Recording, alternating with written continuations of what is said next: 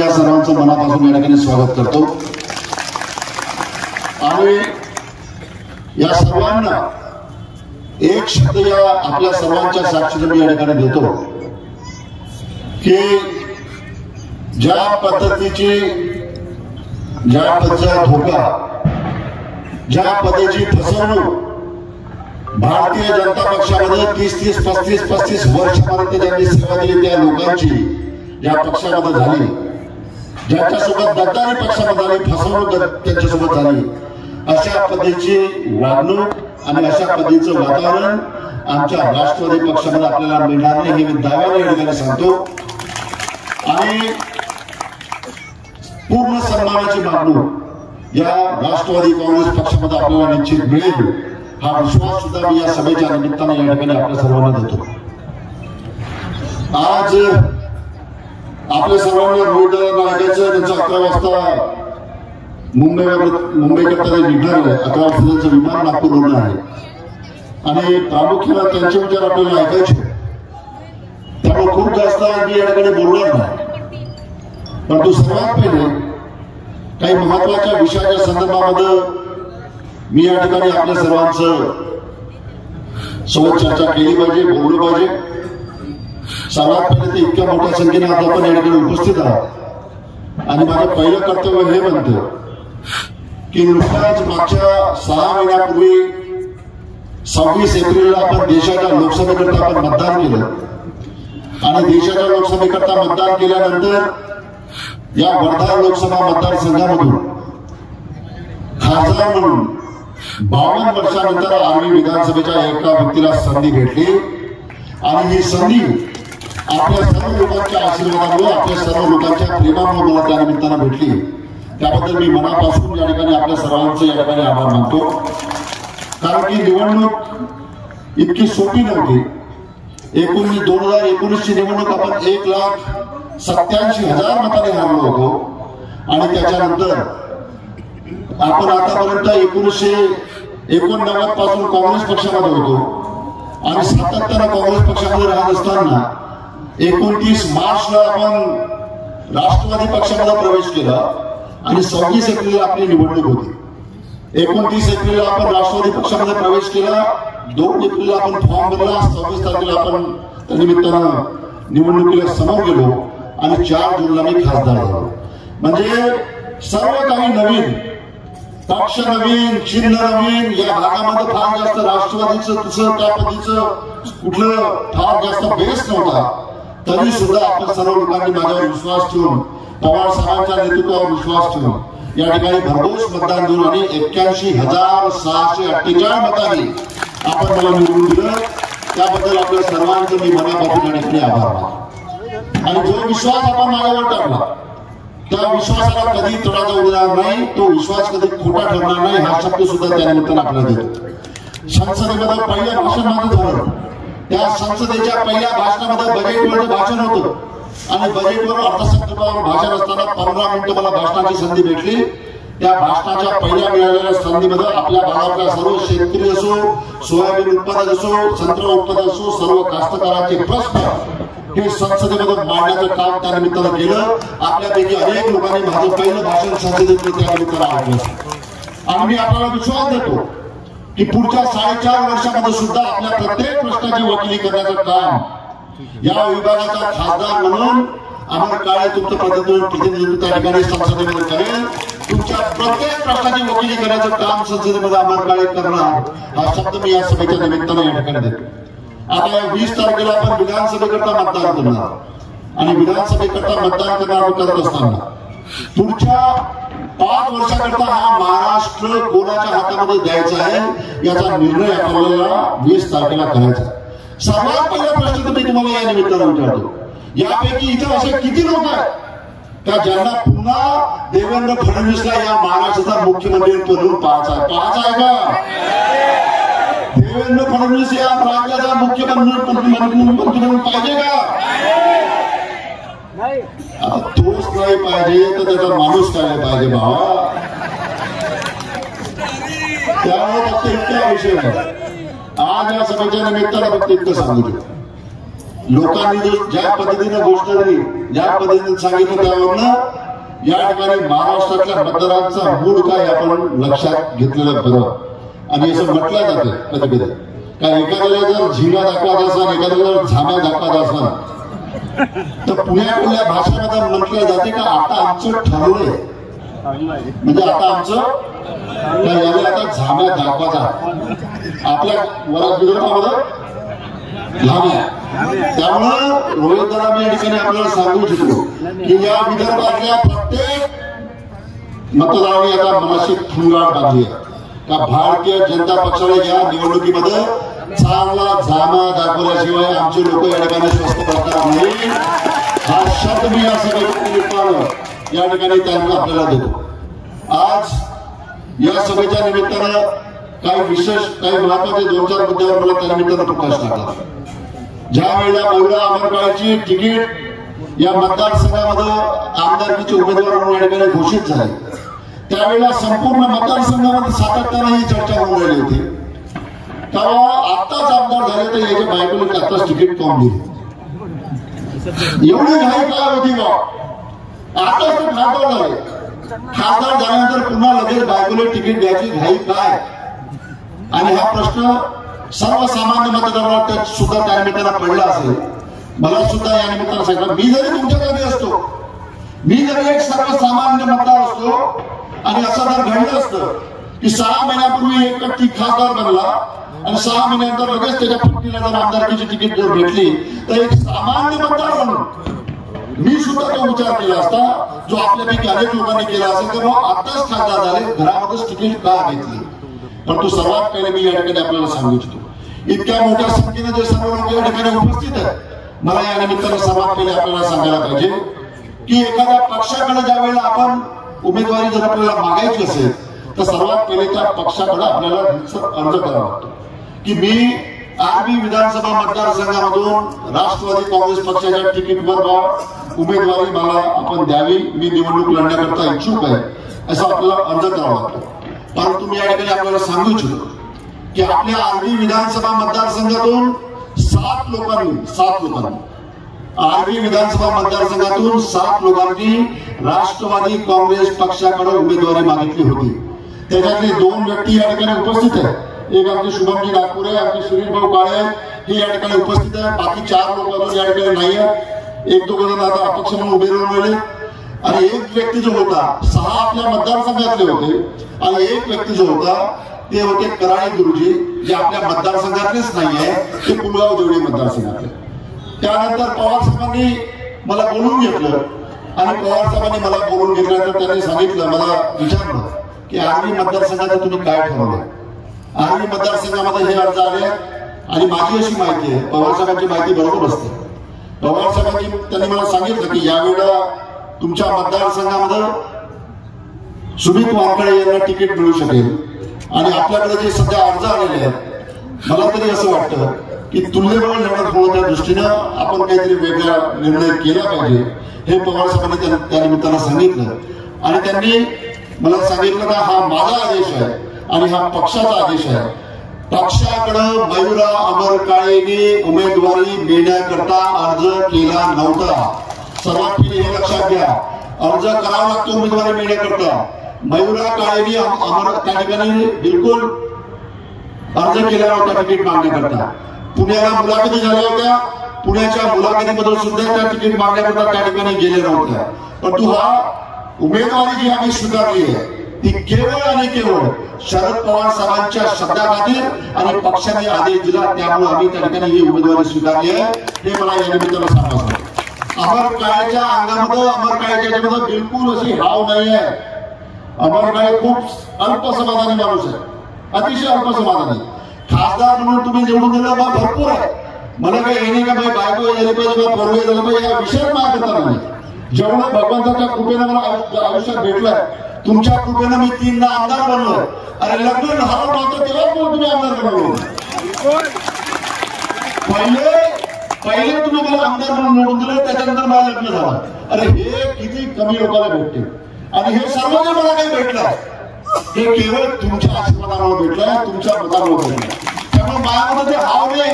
की माझ्यानंतर माझी बायको माझ्यानंतर पोरग हा विषयच नाही, पण तो पक्षाचा आदेश होता. त्यामुळं मयूरा अमोल काळेंना या ठिकाणी उमेदवारी स्वीकारावी लागली. आताच मी आलो, आज पूर्ण कारंजाचं मार्केट मी केलं आणि कारंजाचं मार्केट केल्यानंतर मला वाटलं की अनेक लोक मला विचारतील की भाऊ असं कसं तुम्ही केलं, परंतु एक फक्त आमच्या मित्तल काकू भेटल्या. मित्तल काकूचं दुकान आहे इथं आपल्या स्टँडवर. त्यामध्ये इतनी कौन सी घाई थी बोले भैया अभी तो खासदार बन गए, बीबी को भी ले लिए अंदर की लिए, दूसरे को क्यों नहीं दी टिकट. बोले काकू हमने टिकट मंगाई थी. और त्यांना सांगितल्यानंतर मग पुढे अच्छा हो गया बोले आपने बता दिया, नहीं तो हम समझते थे बोले की आपने टिकट लिया. तर ही परिस्थिती कोणाला माहीत नव्हती. त्यामुळे सर्वात पहिले हे लक्षात आहे. आणि दुसरा विषय घराविषयी का फक्त बोल आर्मीत महाराष्ट्राचे मुख्यमंत्री कोण? एकनाथ शिंदेच्या पोराला तिकीट कुठून दिली लोकसभेची? कल्याण. काऊन दिली? काऊन दिली? तुम्हाला घराविषयी नाही पाहिजे ना? तर बाप मुख्यमंत्री असताना, बाप राज्याचा मुख्यमंत्री असताना एका लोकसभा मतदारसंघाची उमेदवारी एकनाथ शिंदेने स्वतःच्या मुलाला कशी दिली याचं उत्तर त्यांनी पहिले दिलं आहे. धामणगाव मतदारसंघ आहे, चांदूर मतदारसंघ आहे. अरुण भाऊ वरसड यांचा पोरगा प्रताप वरसड भारतीय जनता पक्षाच्या उमेदवारी उभा आहे. नारायण राणे खासदार आहे, त्यांच्या दोन्ही पोरांना या विधानसभेमध्ये उमेदवारी दिली. आशिष शेलार भारतीय जनता पक्षाचे नेते, त्यांच्या भावाला त्यांच्या बाजूच्या मतदारसंघामध्ये उमेदवारी दिली. त्याच्यानंतर गोपीनाथजी मुंडे स्वर्गीय, त्यांची मुलगी पंकजा मुंडे असेल, प्रीतम मुंडे असेल, यांना उमेदवारी दिली. मला या निमित्तानं सांगायचं वाटतं का घराणेशाही हा विषय घेऊ शकत नाही. आणि सर्व पक्षामध्ये हा विषय जर असेल तर माझ्या बायकोनच कोणतं घोडं मारणार आहे बाबा. म्हणजे तुम्हाला सर्व चालते, फक्त अंमलबाईची बायको चालत नाही. काऊन असं? हा, सर्वांसाठी नियम सारखा ठेवा, सर्वांसाठी नियम सारखा ठेवा. सर्वांसाठी जर नियम सारखा असेल तर मी ते मानून, परंतु आपल्या स्वतःच्या पक्षामध्ये घराणेशाहीचे कित्येक उदाहरण असताना जर तुम्ही फक्त आमच्यावर बोट ठेवत असाल तर ते आम्ही मान्य करणार नाही. हे सुद्धा मला या निमित्तानं सांगितलं पाहिजे. आज या सभेच्या निमित्तानं फक्त तुम्हाला 17 तारखेला पुन्हा यायचं आहे आर्मीला. 17 तारखेला शेवटची सभा आहे. 17 तारखेला तुम्हाला पुन्हा यायचं. त्यामुळे आता आज जास्त बोलणार नाही, बाकी सर्व विषय 17 तारखेला निश्चित घेऊ. कारण आता रोहित दादा तुम्हाला जास्त ऐकायचं आहे. फक्त इतकं सांगतो का एवढा फेकणारा, एवढा ठोकणार उमेदवार या आर्वी विधानसभा मतदारसंघाला केव्हाच नाही पाहिला. एवढा फेकणारा उमेदवार आतापर्यंत नाही. आणि तो उमेदवार आमच्या सुमित दादाच्या रूपानं आमच्या मतदारसंघाला भेटला. आपण लक्षात घ्या, यावेळेला आपण फॉर्म भरले निवडणुकीचे फॉर्म भरले असताना पोलीसचा एक आकडा होता की 4 लोकांचे प्रमुख मिरवणुका निघाल्या फॉर्म भरताना. त्याच्यामध्ये एक आपली मिरवणूक होती, दुसरी होती दादारावजी केचे यांची, तिसरी सुमितजी वानखडे यांची, चौथी होती आमची जयदादा बेलखडे यांची. या 4 लोकांचे जे फॉर्म भरताना जी मिरवणूक निघाली ती प्रमुख होती. आणि पोलीसचा आकडा हा होता की आर्वी विधानसभा मतदारसंघातल्या या 4ही लोकांचे नामांकन भरण्याकरता 23,000 ते 25,000 चा जनसमुदाय हा त्या निमित्तानं आर्वीला जमा झाला होता. परंतु सुमित दादांचा मी व्हिडिओ पाहिला, त्याच्यामध्ये सुमित दादा बोलताना बोलले का मला आजच तिकीट भेटली 29 तारखेला आणि 29 तारखेला तिकीट भेटल्यानंतर मला फक्त 4-5 तास तयारी करता भेटली, तरी सुद्धा माझा नामांकन अर्ज भरण्याकरता आज आर्वीमध्ये 40,000 लोकांचा जनसमुदाय उपस्थित होता. म्हणजे बाबा किती? पोलीसचा आकडा काय? सर्वांचा मिळून माया दादारावजीचा, सुमित दादाचा आणि जय बेलखेडेंचा या सर्वांचा मिळून पोलीसचा आकडा होता 22,000 ते 25,000. आमचे सुमित दादा म्हणते का माया एकट्याच्या फॉर्म भरण्यासाठी 40,000 लोक होते. या मोदीचा बाप आहे फेकण्यामध्ये. आता म्हणता पण मोदीला म्हणतो ह्या मोदीचा बाप. अरे बाप रे बाप, म्हणजे फेकाची लिमिट आहे का काय? 2008 मध्ये कारंजाची MIDC जी मंजूर केली, मी त्यावेळेला मंजूर हे करताना माझ्या कार्यकाळामध्ये जेव्हा मी 2004 ते 2009 या मतदारसंघाचा आमदार होतो, सार्वजनिक उपक्रम समितीचा मी अध्यक्ष होतो, त्यावेळेला या ठिकाणी ती कारंजाच्या MIDC करता मी सार्वजनिक उपक्रम समिती पूर्ण समिती आणली होती. प्रचंड पाठपुरावा करून कारंजा तालुक्याला आपण 500 एकरची MIDC त्यावेळेला मंजूर करून घेतली. आणि आज ती MIDC मध्यंतरीच्या काही काळामध्ये काही लोकांनी विरोध केला जमिनी देण्याकरता, परंतु 500 एकरच्या MIDC ही माझ्या कारकिर्दीमध्ये, माझ्या कार्यकाळामध्ये या ठिकाणी कारंजामध्ये मंजूर केली. परंतु सुमितदारांचे एक पॉम्पलेट निघाला, त्यांनी या मतदारसंघाकरता काय काय केलं त्याच्यामध्ये सुमितदारांनी सांगितलं का कारंजाची MIDC त्यानेच मंजूर केली. मला या निमित्तानं सुमित वानखडे यांना माझं नम्र आव्हान आहे, जर कारंजाची MIDC ही जर तुम्ही मंजूर केली असाल तर फक्त एक काम करा, 5 मिनिटं फक्त 5 मिनिटं माझ्यासाठी काढा आणि एकदा संत लटारे महाराजाच्या मंदिरामध्ये या. आणि संत लटारे महाराजाच्या मंदिरामध्ये येऊन त्या ठिकाणी संत लटारे महाराजाच्या समाधीवर हात ठेवून फक्त एवढं बोला की कारंजाची 500 एकरची MIDC सुमित वानखडेने मंजूर केली, एवढं बोला. मी दाव्याने सांगतो, तुम्ही लाखोच्या सभेमध्ये खोटे बोलू शकाल, परंतु संत महात्माच्या समाधीवर हात ठेवून तुम्ही कधी खोटं बोलू शकत नाही. त्यामुळे मला या ठिकाणी आव्हान करतो, इथं कोणी BJPचे चेले चपाटे कोणी असेल तर सुमित दादाला आता फोन करा, त्याला सांगा उद्या सकाळी कारंजामध्ये या आणि कारंजामध्ये येऊन लटारे महाराजा मंदिरामधून फक्त एवढं सांगू द्या का 500 एकरची MIDC ही मी मंजूर केली. आदेश दाखवा, होणार नाही. आणि हे दाव्याने सांगतो का महात्म्याच्या संतांच्या समाधीवर हात ठेवून खोटं बोलणं सोपं नाही, कारण का जो झटका मग बसल ना 440 व्होल्टचा त्याच्यातून सावरणं कठीण आहे. त्यामुळे सांगतो असं मला सांगतो का एवढा भयंकरच फेकते रे बाबा, भयंकर. कारंजाचं ज्या महाविद्यालय पाणी रोड योजना त्यामुळे आम्ही काही झक मारली इतके दिवस, एवढ्या दिवस आम्ही माहितीला पाठपुरावा केला, हे केलं सर्व केलं, कारंजा शहराची पाणी पुरवठा योजना. आणि ह्या नेमका आता ह्या दिला होईल की देवेंद्र फडणवीसचा पी याला सर्व माहित का कोणत्या दिवशी ऑर्डर निघते, काय ऑर्डर निघते, ह्या आलाच्या महाराजांबरोबर ऑर्डर घेऊन ज्या दिवशी महाराजाची काय होती पुण्यतिथी, महाराजाची पुण्यतिथी होती, बरोबर त्या दिवशी कारंजा शहराचा ऑर्डर घेऊन आला. कारंजा शहराचा ऑर्डर घेऊन आला आणि तिथं सांगितलं की आज लटारे महाराजांची पुण्यतिथी आहे आणि मी आज कारंजा शहराकरता एक मोठं काम केलेलं आहे आणि हे काम म्हणजे कारंजा शहराची इतक्या कोटीची पाणी पुरवठा योजना ही आज मी या ठिकाणी मंजूर करून घेतली आहे. मला या निमित्तानं बाबा म्हणजे भयंकर टायमिंग काय जोरदार साधला, टायमिंग काय जोरदार साधला. बरोबर संत लटारे महाराजची पुण्यतिथी तिथं येऊन त्यांना फोटो सेशन केलं. सुमित दादाला आम्हाला विचार असं वाटतं भाऊ आम्ही काय झकमारी केली बाबा इतके दिवस, काय केलं आम्ही. आणि हे तर असंच झालं म्हणजे आज लग्न झालं उद्या पूर्ण झालं असं होते का कधी. आज समजा माझं लग्न झालं उद्या पूर्ण असं होते का होते. अरे प्रत्येकाला काही लागतं ना राजा बाबा, हा लागते ना काही.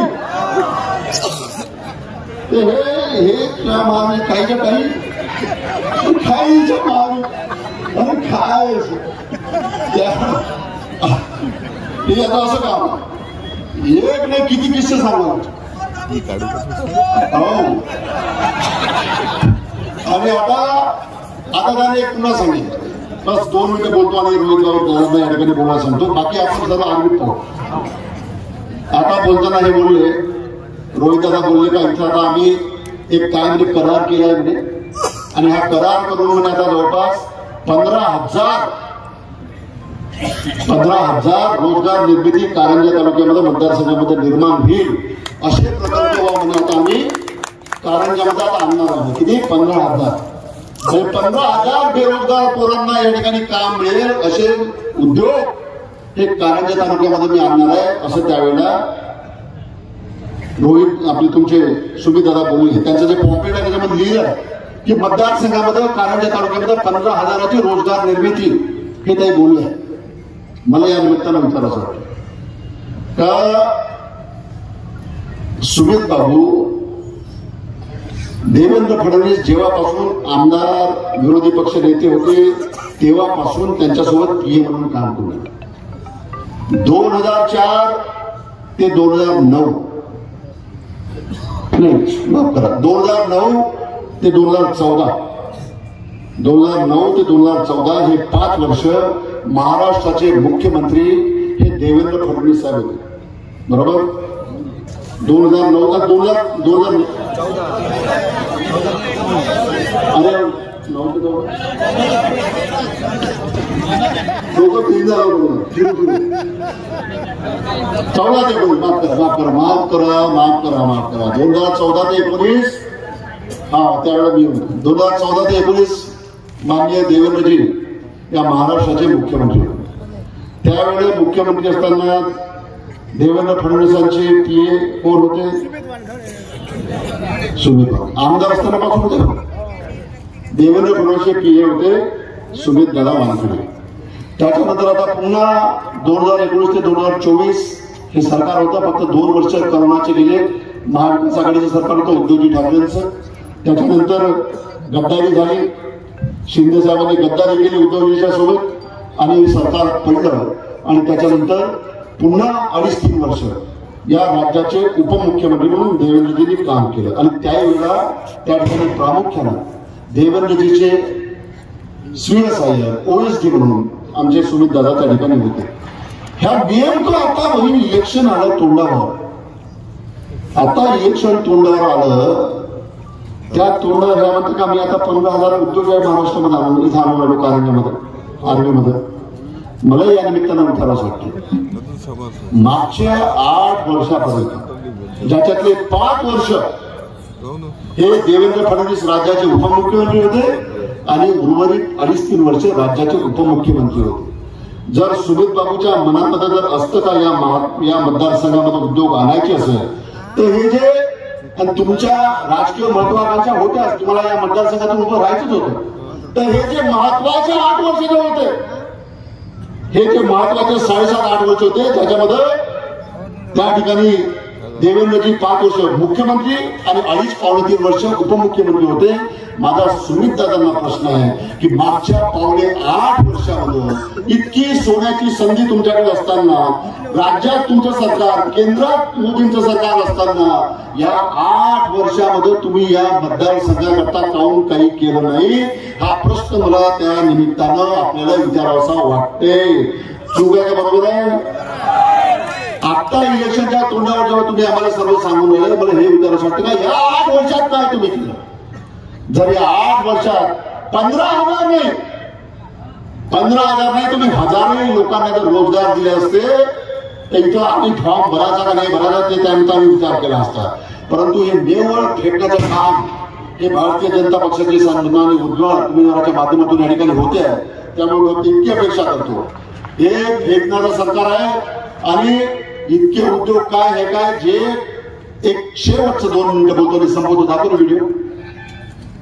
एक तुम्हाला सर्वांना माहित आहे हे आपल्याला उद्योग सांगून राहिले पाणी आणतो इकडनं फेरीचं पाणी कारंजात आणतो त्या इकडनं पाणी वाढवण्यात देतो आष्टीमध्ये पाणी आणतो सर्व चालू आहे सर्व फेकणं चालू आहे. परंतु आता एक फक्त आपल्या माहिती करता एक 15-16 महिन्यापूर्वी समृद्धी एक्सप्रेसवेवर एक मोठा अपघात झाला होता. त्या अपघातामध्ये 25 लोक मरण पावले आणि हे 25 लोक मरण पावल्यानंतर 14 लोक त्याच्यातले वर्धा जिल्ह्यातले होते 11 लोक बाहेरचे होते. 25 लोकांचा जळून मृत्यू हा विदर्भातल्या मला वाटते बुलढाणा जवळ सिंदखेड राजाजवळ समृद्धी एक्सप्रेसच्या अपघातामध्ये झालं. 1.5 महिन्याचं बाळ सुद्धा 1.5 वर्षाचं बाळ सुद्धा त्या अपघातामध्ये जळून खाक झालं होतं कोळसा झालं होतं. त्यावेळेला त्या अपघाताच्या दिवशी देवेंद्र फडणवीस साहेब ह्या ते अपघाताच्या ठिकाणी पोहोचले आणि अपघाताच्या स्थळावर पोहोचल्यानंतर त्यांनी त्या ठिकाणी एक व्हिडिओच्या माध्यमातून त्यांनी पत्रकारांनी त्यांना विचारलं तेव्हा त्यांनी सांगितलं काय बोलले ते ऐका. तेव्हा ते बोलले होते की या अपघातामध्ये जे जे लोक मरण पावले त्या कुटुंबाला आम्ही 25 लाख रुपये प्रति व्यक्ती देऊ. म्हणजे जो व्यक्ती मरण पावला त्याला 25 लाख रुपये आम्ही मुख्यमंत्री सहाय्यता निधीमधून देऊ. हे देवेंद्र फडणवीस साहेब अपघाताच्या दिवशी स्पॉटवरून बोलले. फक्त व्हिडिओ आहे. आणि सर्व 25 लोकांचे जर पैसे जर द्यायचा विषय जर झाला, इस प्रकार की घटनाएं 8 लोग निकल पाए, ड्राइवर भी निकल पाए, लीडर भी निकल पाए, इसलिए वो बचे. लेकिन जो लोग बस से नहीं निकल पाए ऐसे लोगों का मृत्यु हुआ है. मैं और माननीय मुख्यमंत्री जी अभी वहां पर घटनास्थल पर जा रहे हैं. मुख्यमंत्री जी ने जिनका मृत्यु हुआ है उनके परिवार को 25 लाख रुपए का मुआवजा देने की घोषणा की है. ऐकलं आलं काय केलं? 25 लाख आलं काय केलं? फक्त 25 लाख द्यायची घोषणा केली आहे. हे ऐकायला आलं का? वाजू पुन्हा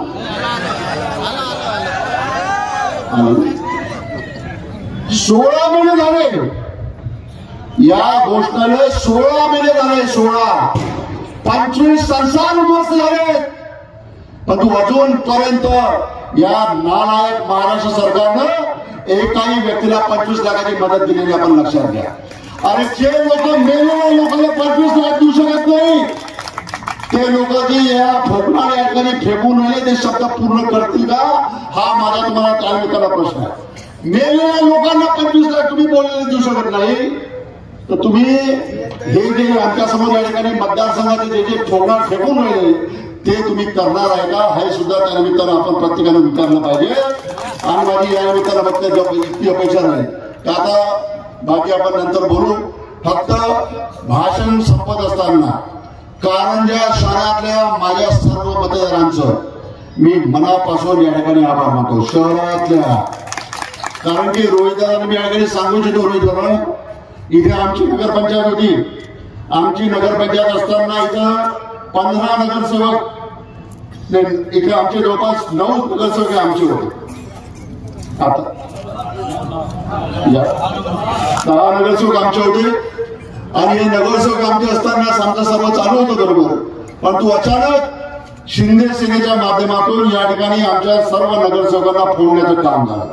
आणि ज्या नगरसेवकांकरता या मतदारसंघ या शहरामध्ये मी घरंघर गेलो ते सर्व नगरसेवक हे मला सोडून शिंदे सेनेमध्ये चालले गेले. एकही नगरसेवक माझ्यासोबत राहिला नाही. एकही नगरसेवक राहिला एकही नाही. ज्या दिवशी हे सर्व नगरसेवक मला सोडून गेले त्याच दिवशी मी संत लटाणे महाराजांच्या मंदिरामध्ये रात्री आलो. त्या दिवशी या लोकांनी सर्वांनी मला सोडलं. आणि या लोकांनी ज्या लोकांसाठी मी दिवस रात्र एक केले, कारंजा शहरातलं एकही घर असं नसेल की ज्या घरामध्ये मी यांच्याशी मत मागायला गेलो नाही. प्रत्येक घरामध्ये यांच्यासाठी मत मागितलं. आणि या लोकांसाठी मत मागून या सर्व लोकांनी माझ्या पाठीमध्ये खंजीर खुपसण्याचं काम केलं. आणि हे सर्व लोक मला सोडून गेले. ज्या दिवशी यांनी सोडलं त्या दिवशी मी रात्री लटाणे महाराजांच्या मंदिरामध्ये आलो. महाराजांना विनंती केली, महाराजांना प्रार्थना केली की महाराज आज मी शहरामध्ये आणि या तालुक्यामध्ये खूप एकाकी पडल्यासारखं झालं. ज्या लोकांसाठी मी दिवस रात्र एक केले ते सर्व लोक मला सोडून गेले आहेत. त्यामुळं तुम्ही मला आता शक्ती द्या. ही प्रार्थना त्या दिवशी मी महाराजांच्या चरणी केली. आणि हे जरी मला सोडून गेले तरी माझे जे प्रामाणिक कार्यकर्ते या शहरातले आहेत त्यांना हाताशी धरून नवीन एक टीम, नवीन एक डाव या ठिकाणी आम्ही चालू केला. आणि मला या निमित्तानं सांगावं वाटते की मागच्या विधानसभेच्या निवडणुकीमध्ये मी या ठिकाणी 1600 मतांना मायनस होतो. मागच्या निवडणुकीमध्ये कारंजा शहरामध्ये 1600 मतांना मायनस होतो. जे लोक आमच्यासोबत गद्दारी करून आम्हाला सोडून गेले ते लोक सांगत होते का सर्व काही अमरकाळचं जे काही या कारंजा शहरामध्ये ते आमच्यामुळे आहे. आता आम्ही सर्व यांना सोडून गेलोय. त्यामुळं अमरकाळने 500-700 मताच्या वरती या ठिकाणी या मतदारसंघामध्ये मत भेटणार, या शहरामध्ये मत भेटणार नाही अशी भाषा हे लोक करत असताना त्या ठिकाणी मला गर्वानं सांगावंसं वाटते. मला अभिमान आहे माझ्या कारंजातल्या प्रत्येक सर्वसामान्य कार्यकर्त्याचा. मला अभिमान आहे आणि मी आभार मानतो या कारंजा शहरातल्या प्रत्येक नागरिकाचा की या विधानसभेच्या लोकसभेच्या निवडणुकीमध्ये फक्त 550 मतांनी मी या ठिकाणी मागितलं. ज्या ठिकाणी सांगण्यात येत होतं तर अमरकाळे 400-500 मते या ठिकाणी भेटणार नाही. मागच्या निवडणुकीमध्ये 1600 मतांना मी मायनस होतो. ज्यावेळेला हे सर्व लोक माझ्यासोबत होते, सर्व माझ्यासोबत होते. परंतु जेव्हा हे सर्व लोक सोडून गेले त्याच्यानंतर मतदान आपलं वाढलं आणि फक्त 559 मतांनी आपण या ठिकाणी मायनस आहे. त्यामुळं जे लोक आता मग सोडून गेले त्याला फक्त एवढं सांगून राहिलो का बाबू रे तुमचे दिवस आता भरले, ऐकून घ्या.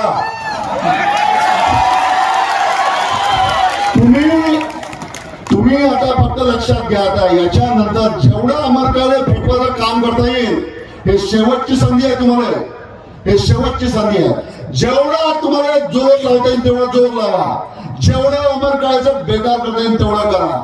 मी तुमच्या आशीर्वादाने सांगतो निवडून तर आपण येणार आहेच ना 100%. आणि आता सांगतो, आता याच्या नंतर तुमचे हाल काय म्हणतो ते घर का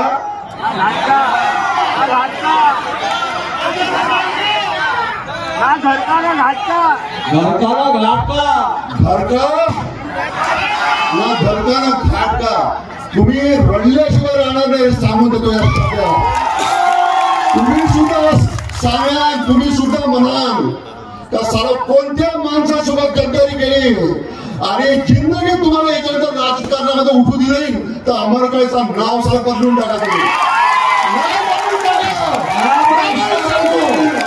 याच्यानंतर तुम्ही कधी जिंदगीत नगरपंचायत तुम्ही आणून दाखवा हे सुद्धा दाव्याने सांगतो.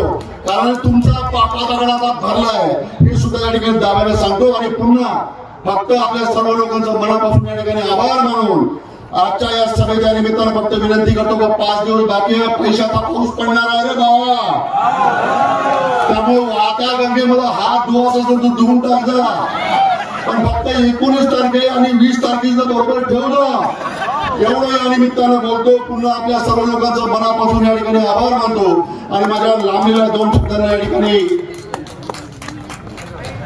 विराम देतो. आणि फक्त आमचा आता आपण ट्रकवर लिहिलेलं असते का चालक शिकाऊ आहे म्हणून, तसा आपला उमेदवार सुद्धा शिकाऊ आहे. त्याच्यामुळे काही चुका झाल्या असेल तर पोटात घेऊन घ्या इतकी विनंती करतो. धन्यवाद.